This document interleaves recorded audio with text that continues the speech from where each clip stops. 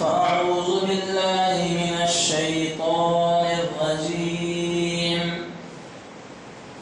بسم الله الرحمن الرحيم.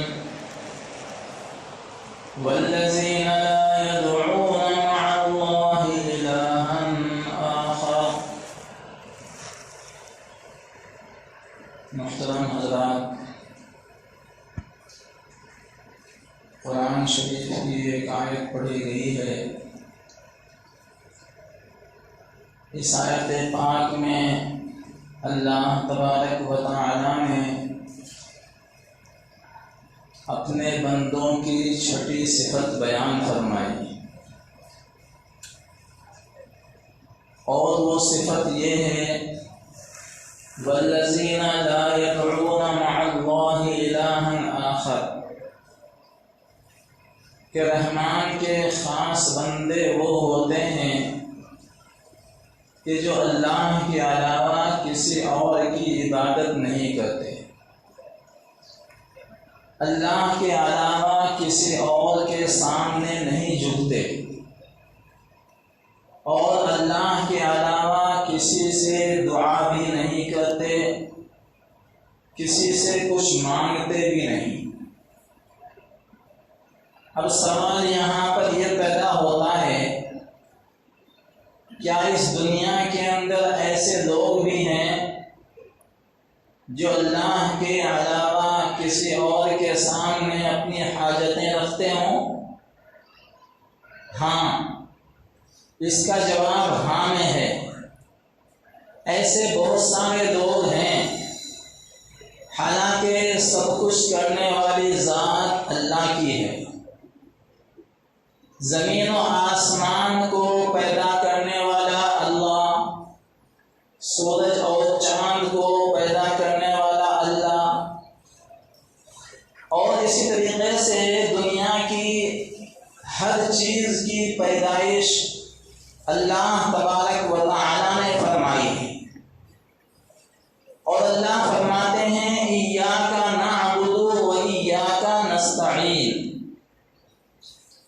کہ ہم تیری ہی عبادت کرتے ہیں اور تجھ ہی سے مدد طلب کرتے ہیں. ہر مسلمان جب نماز پڑھتا ہے تو یہ آیت ضرور پڑھتا ہے، ایاک نعبد و ایاک نستعین، کہ ہم تیری عبادت کرتے ہیں اور تجھ ہی سے مدد چاہتے ہیں.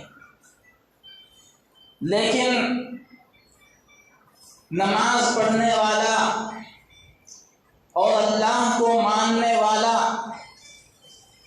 ایسا بھی ہے دنیا کے اندر کہ اللہ کے سامنے جھکتا بھی ہے، اللہ کے سامنے سجدہ بھی کرتا ہے اور اللہ سے مدد بھی چاہتا ہے، لیکن پھر بھی اس کے ساتھ ساتھ شرک بھی کر لیتا ہے.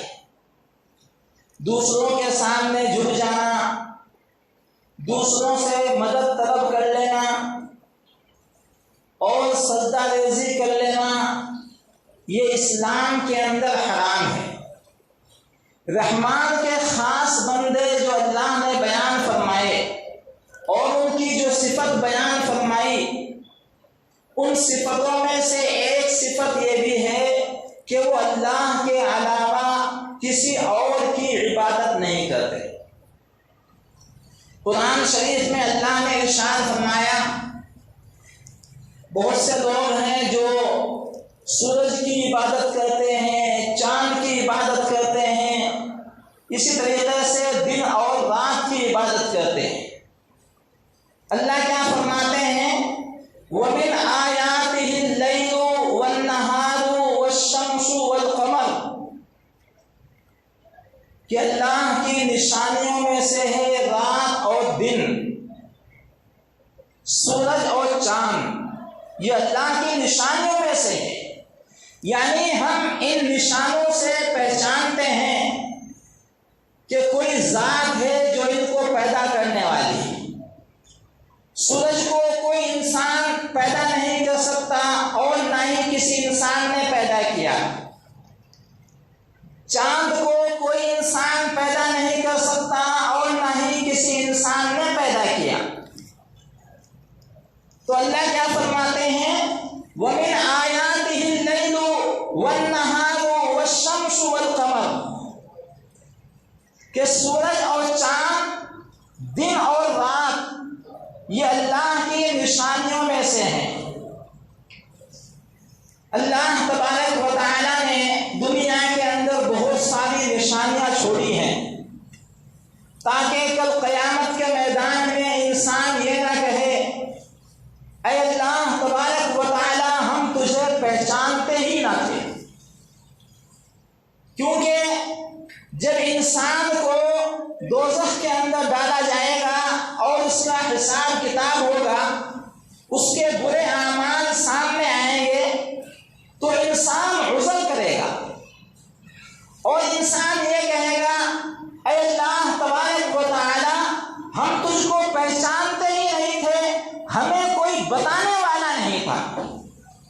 میرے محترم بزرگوں اور دوستوں، آج کل تو بتانے والے بھی بہت ہیں۔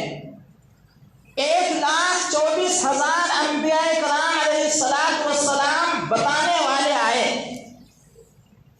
اور جتنے اولیاء کرام ہیں، جتنے اولیاء اللہ ہیں، تابعین تبع تابعین ہیں، اہل اللہ اجمعین ہیں، ان تمام نے اللہ تبارک و تعالیٰ کا تعارف کرایا۔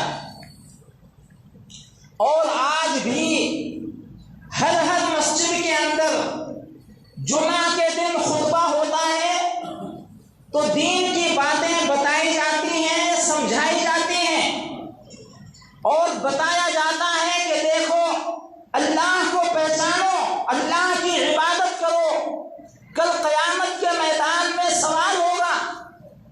آپ یہ نہیں کہہ سکتے کہ ہمیں کوئی بتانے والا نہیں تھا۔ اگر بالفرض مان بھی لیا جائے کہ کوئی بتانے والا نہیں آیا، تو دنیا کے اندر اللہ تبارک و تعالیٰ نے بہت ساری نشانیاں چھوڑی ہیں کہ جن کو دیکھ کر کے ہم پہچان سکتے ہیں کہ ہاں یہ اللہ نے پیدا کی ہے، اور اس کو پیدا کرنے والی کوئی نہ کوئی ایسی ذات ہے اور کوئی نہ کوئی ایسی طاقت ہے جس کو خدا کہا جاتا ہے۔ اللہ نے بہت ساری نشانیاں چھوڑی۔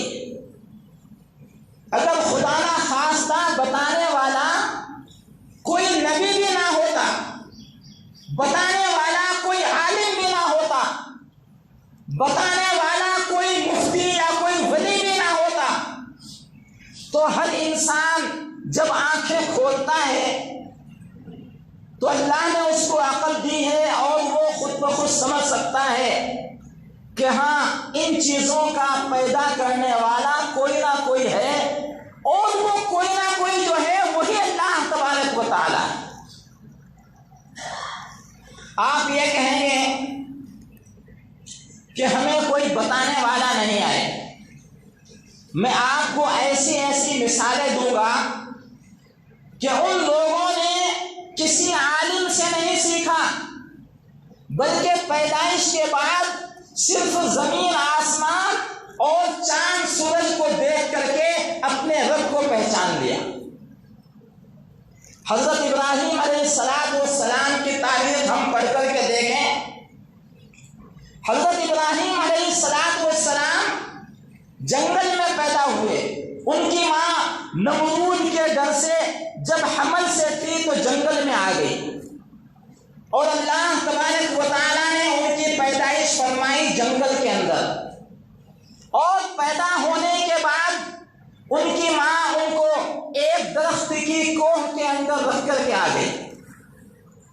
اب پرورش کرنے والا کون؟ اللہ تبارک و تعالیٰ، اور ان کو پالنے والا کون؟ اللہ تبارک و تعالیٰ۔ وہیں پر اللہ نے ان کا پیدائش کا انتظام کیا، پرورش کا انتظام کیا، اور بڑے ہوئے آنکھیں کھولی، تو آنکھیں کھولنے کے بعد تھوڑی سی ان کو ہوش آئی، درخت سے نیچے اترے، آسمان کو دیکھا، سورج کو دیکھا، چاند کو دیکھا، ستاروں کو دیکھا، اور دیکھ کر کے کہنے لگے ستاروں کو کہ یہ میرے رب ہیں، یعنی مجھ کو پیدا کرنے والے ستارے ہیں، لیکن ستارے چھپ گئے۔ اس کے بعد انہوں نے دیکھا کہ ایک گول دائرے والا چمکتا ہوا چاند ان کو آسمان کے اوپر نظر آیا، اور انہوں نے کہا کہ یہ ستارے تو چھپ گئے ہیں، میرا رب جو ہے وہ چاند ہے۔ قرآن شریف نے اس کی تصویر بیان فرمائی۔ اللہ نے ارشاد فرمایا فلما رأى القمر بازغا قال هذا ربی، اور اس کے بعد فرمایا فلما رأى الشمس بازغة قال هذا ربی هذا اکبر۔ حضرت ابراہیم علیہ السلام نے دیکھا کہ چاند بھی چھپنے لگا تو کہنے لگے کہ یہ چھپنے والا میرا رب نہیں ہو سکتا۔ سورج نکل آیا تو سورج کو کہنے لگے فلما رأى الشمس بازغة قال هذا ربی هذا اکبر، کہ ہو سکتا ہے یہ سورج، یہ چمکتا ہوا سورج جس کی بہت ساری روشنی ہے، یہ میرا رب ہو۔ لیکن شام ہوتے ہوتے وہ سورج بھی ڈھلنے لگا، اور اس وقت حضرت ابراہیم علیہ السلام نے فرما دیا کہ یہ ڈھلنے والا بھی اور چھپنے والا بھی میرا رب نہیں ہو سکتا۔ تو یہاں پر سوال یہ پیدا ہوتا ہے کہ حضرت ابراہیم علیہ السلام کو اپنے رب کی جو پہچان ہوئی وہ کیا کسی عالم کے ذریعے ہوئی، یا جمعے کے خطبے کے ذریعے سے ہوئی، یا کسی ولی اللہ نے یا نبی نے ان کو بتایا؟ کسی نے نہیں بتایا، بلکہ انہوں نے اپنے رب کو چاند سے پہچانا، سورج سے پہچانا اور ستاروں سے پہچانا۔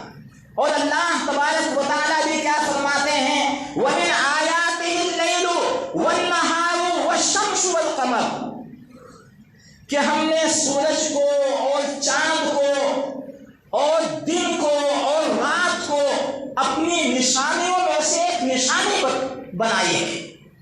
جس طریقے سے اللہ تبارک و تعالیٰ نے اور بھی بہت ساری نشانیاں دنیا کے اندر پیدا فرمائی۔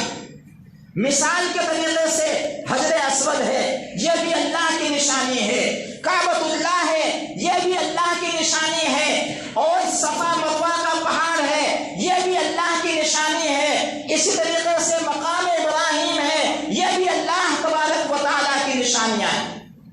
تو کیا ایک عقل رکھنے والا انسان ان نشانیوں کو دیکھ کر کے نہیں کہہ سکتا کہ یہ ہمارے رب نے پیدا کیا ہے اور ان کو پیدا کرنے والی ذات کوئی نہ کوئی ضرور موجود ہے، اور وہ جو ذات موجود ہوئے وہی خدا ہے، وہی رب العالمین ہے؟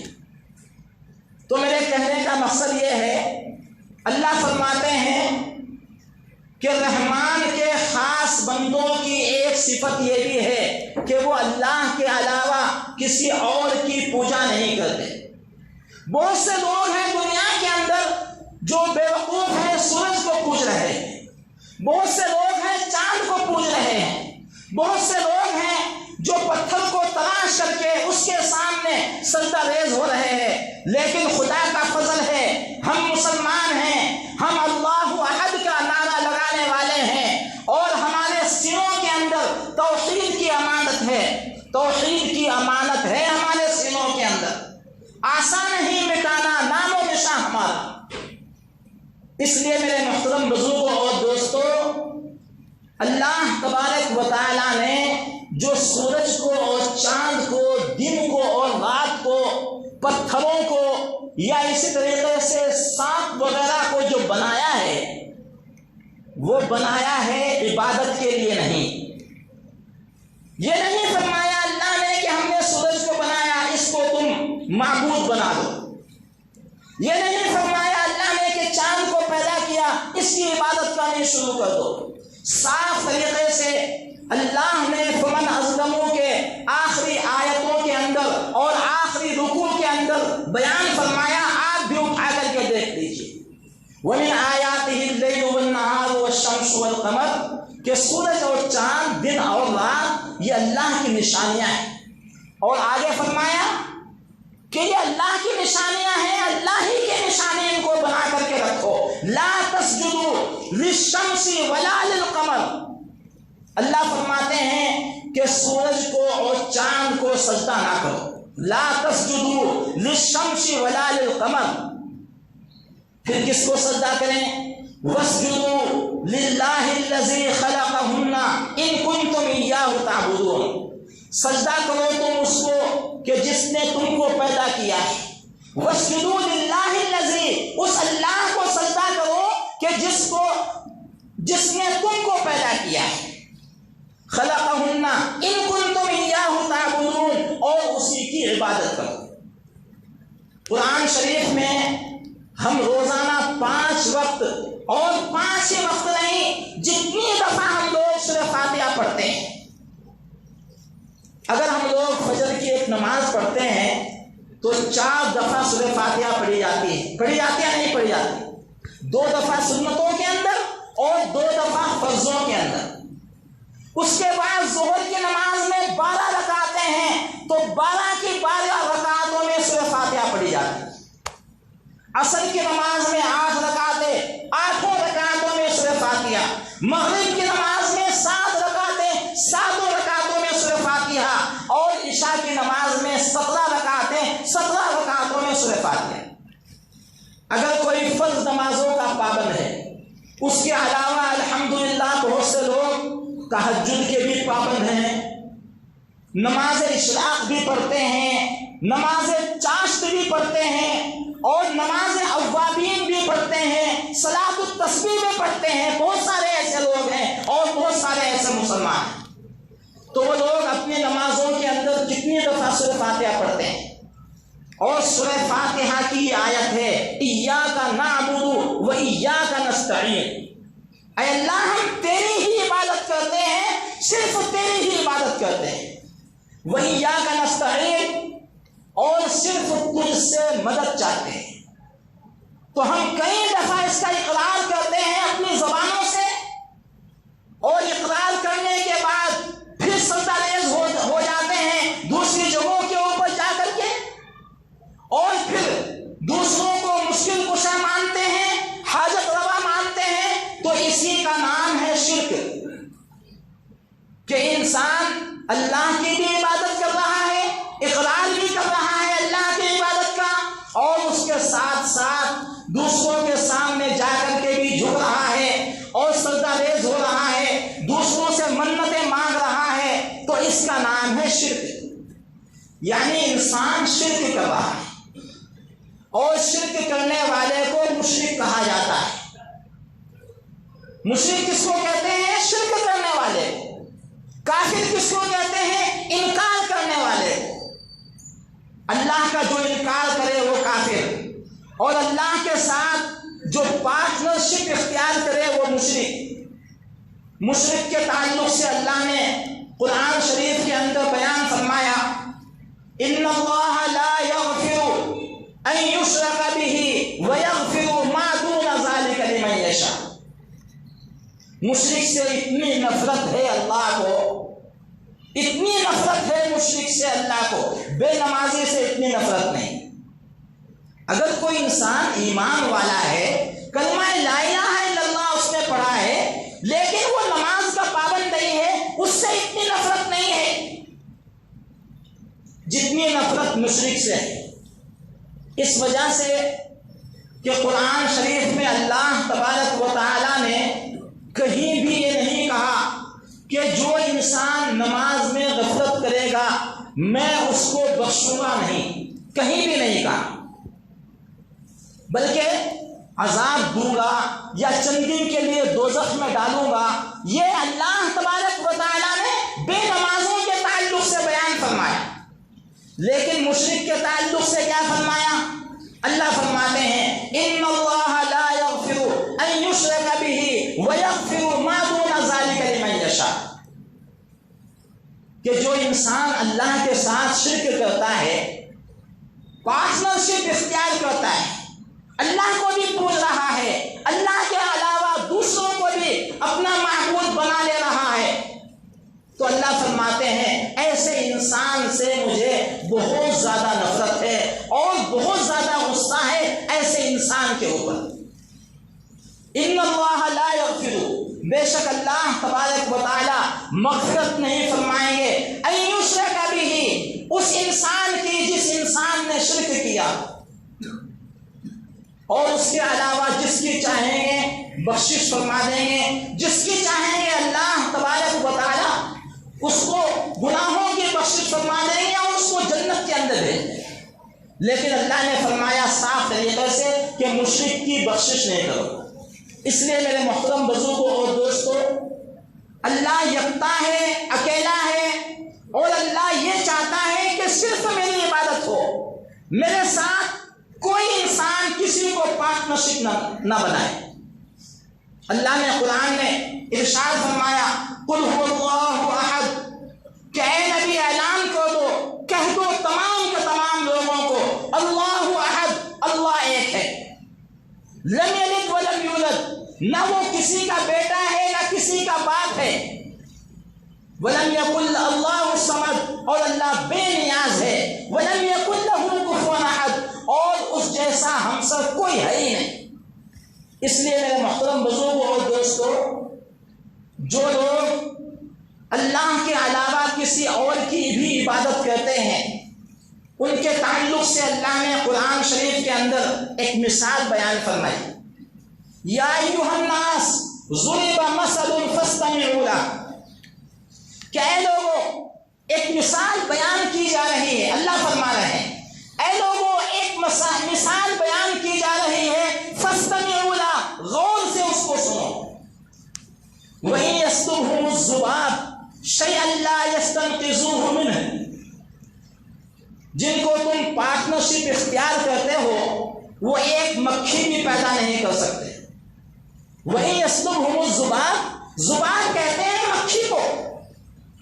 انسان اللہ کے علاوہ پتھروں کے سامنے جھک رہا ہے، مردوں کے سامنے جھک رہا ہے، سورج کے سامنے جھک رہا ہے، معلوم نہیں کتنے دیوتاؤں کو اپنا رب اس نے بنا رکھا ہے، لیکن اللہ کیا فرماتے ہیں وَإِن يَسْلُبْهُمُ الذُّبَابُ، کہ جو لوگ میرے علاوہ ان کی عبادت کر رہے ہیں، ان کے اندر اتنی بھی طاقت نہیں ہے، وَإِن يَسْلُبْهُمُ الذُّبَابُ، کہ یہ ایک مکھی کو پیدا کر دے۔ اور آگے اللہ نے فرمایا شیئا لا یستنقذوہ منہ، مکھی کو پیدا کرنے کی تو دوسری بات ہے، ان کے اوپر سے مکھی اگر کچھ چھوٹا سا کھانا وغیرہ اٹھا کر کے لے جاتی ہے یا چھین کر کے چلی جاتی ہے تو اس کو بھی یہ چھڑا نہیں سکتے۔ ضعف الطالب والمطلوب، ان کے سامنے سجدہ ریز ہونے والا بھی کمزور ہے، اور جن لوگوں نے ان کو اپنا معبود بنا لیا ہے وہ بھی کمزور ہے۔ ضعف الطالب والمطلوب، یعنی طالب ان سے طلب کرنے والا، اللہ کو چھوڑ کر کے دوسروں کے سامنے سجدہ ریز ہونے والا، اللہ کو چھوڑ کر کے دوسروں سے مانگنے والا، ضعف الطالب والمطلوب، طالب بھی کمزور ہے، اور یہ جس سے مانگ رہے ہیں یعنی اپنے خداؤں کو انہوں نے بنا رکھا ہے وہ بھی کمزور ہے۔ ما قدر اللہ حق قدری، اللہ نے آگے فرمایا کہ انسانوں نے میری قدر نہیں کی، جو انداز میری قدر کرنے کا تھا ویسی قدر میری انسانوں نے نہیں کی۔ اللہ تبارک و تعالیٰ نے لوگوں سے یہ بھی بتا دیا ما قدر اللہ حق قدری، جیسی قدر میری کرنی چاہیے تھی، کیونکہ میں نے ہر چیز بنائی ہے، آسمان بنایا، زمین بنائی، سورج بنایا، چاند بنایا، پانی بنایا، ہوا بنائی، ہر چیز میں نے بنائی، ما قدر اللہ حق قدری، پھر بھی لوگوں نے اللہ کی اتنی قدر نہیں کی اور جتنی قدر ان کی کرنی چاہیے تھی، کیونکہ قدر تو یہ تھی کہ ہم صرف اللہ کے بن کر کے رہتے، قدر یہ تھی کہ ہم صرف اللہ سے مانگتے، قدر یہ تھی کہ ہم صرف اللہ کے سامنے سجدہ ریز ہوتے، اور نفع نقصان کا مالک ہم لوگ اللہ تبارک و تعالیٰ کو تصور کرتے۔ لیکن اللہ فرما رہے ہیں ما قدر اللہ حق قدری، کچھ لوگ ایسے ہیں اپنے اللہ اللہ کو چھوڑ کر کے یا اللہ کے ساتھ شریک کر کے دوسروں سے بھی مانگنے لگے، دوسروں کے سامنے بھی سجدہ ریز ہونے لگے۔ اس وجہ سے اللہ تبارک و تعالیٰ نے یہ آیت بیان فرمائی، ما قدر اللہ حق قدر، کہ لوگوں نے میری قدر نہیں کی، اس انداز سے قدر نہیں کی جس انداز سے ان کو کرنی چاہیے، جبکہ تمام کی تمام چیزوں کا پیدا کرنے والا میں ہوں، خود انسان کو پیدا کرنے والا میں ہوں، اور انسان کے اندر ہزاروں چیزیں فٹ کرنے والا میں ہوں۔ آنکھوں کو فٹ کر دی، انسان کے جسم کے اندر کانوں کو بنا دیا، دانتوں کو بنا دیا، عقل کو بنا دیا، دماغ کو بنا دیا، ساری چیزیں اللہ تبارک و تعالیٰ نے انسان کے اندر بنائی، لیکن اللہ فرماتے ہیں